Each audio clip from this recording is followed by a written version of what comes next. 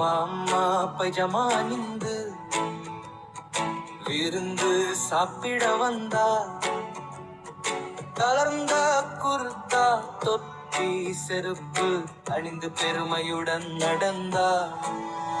ரசகுல்லாவை கண்டு ஆசை கொண்டு உடனே வாயில் போட்டா.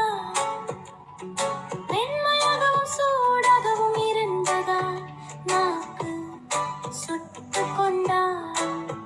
குரங்கு மாமா அழுது அழுது நின்னும் வீட்டுக்கு திரும்பினாரா.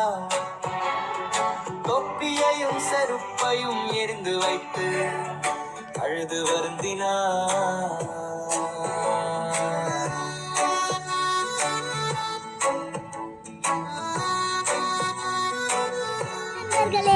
வீடியோ பிடிச்சிருந்தா லைக் பண்ணுங்க, ஷேர் பண்ணுங்க.